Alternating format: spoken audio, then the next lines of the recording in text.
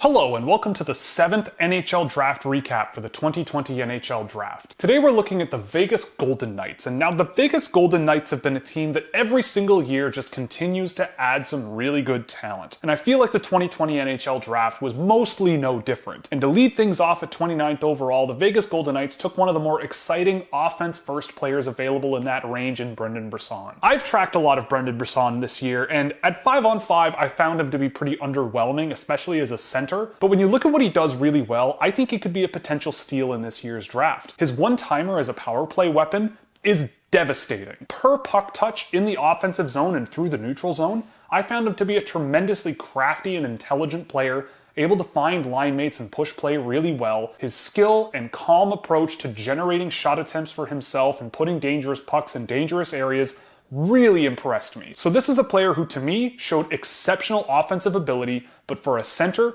relinquished a lot of dangerous shot attempts against in my tracking. His defensive game is going to need work. I think his skating as well needs a lot of work in terms of making him a full 200-foot impact player, but when he's playing at his own pace, moving the puck around the ice, and putting pucks through defenders' legs and opening up the ice in front of the net to score his own points, I think there's a really impressive offensive player here. He's a player where you might have things that you really like and really don't like, and I found that the Chicago Steel were a team that actively tried to avoid playing at 5-on-5 because there were games where Brasson played 20 minutes in total, but 11 of them were not at 5-on-5. But all things considered, I think this is a really good offensive player, and if you can work on his skating and mobility, especially as a center, I think you could find yourself a really interesting offensive center down the road. The Vegas Golden Knights then took a little bit of a break and took Lucas Cormier. Lucas Cormier is a player that everyone had really high on their draft list early in the year, and he just kept getting bumped down further and further as the year went on. Cormier has interesting skill. He's a good puck distributor,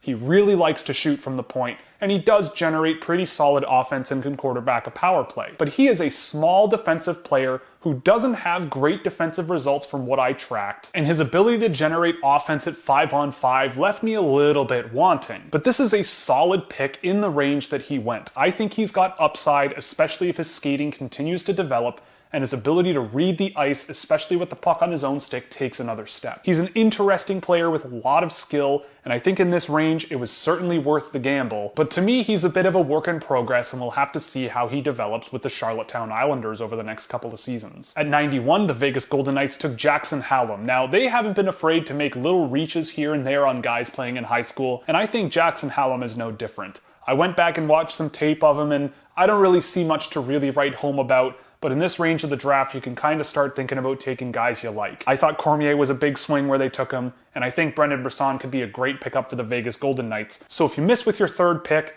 not the end of the world, but at least you can let Hallum develop for a few years in college. With 125th overall, the Vegas Golden Knights took Jesper Vikman, a goaltender for AIK's junior team in Sweden. Now, I've seen this team play a little bit.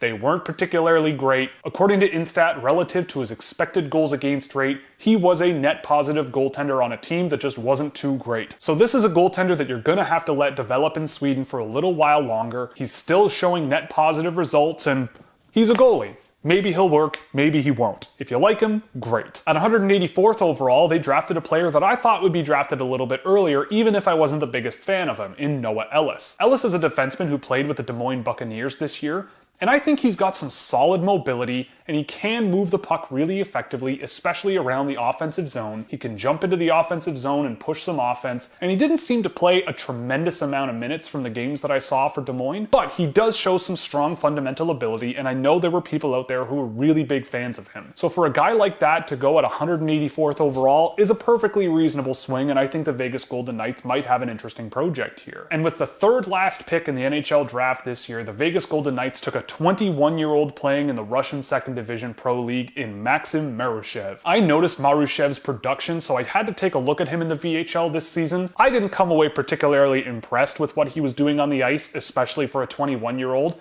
but he managed to get the job done. He's producing in that league, and he's been bouncing back and forth from the KHL to the VHL so far this season with mixed results. I'm not expecting a tremendous amount out of Morozov. I don't think most people should, especially when you consider how old he is, but if you like the kid, you like him. and he is producing somehow in an okay league, so we'll see what happens, but there's only so much you can take away from the third last pick in the draft. So for the Vegas Golden Knights, I'm going to be giving them a 1D. I think they could extract some really solid value considering they got Brendan Brasson at 29 and Lucas Cormier at 68. I thought Noah Ellis at 184 was a really interesting pickup with some strong fundamental tools there. They got a goalie who plays on a bad team but is a net positive, so who knows? But picking up Brendan Brasson where they did, I think is a really good pickup. He could be a dynamic offensive presence for any NHL team, and the Vegas Golden Knights should be able to turn him into something more than just a serviceable NHL player. He's got a heck of a shot from the face-off dot on the power play. He's got a great ability to push into dangerous areas and drive chances for himself. He's got good creative vision in the offensive zone with good agility, and if his speed generation and strength on his feet can get better, and his defensive awareness can get better,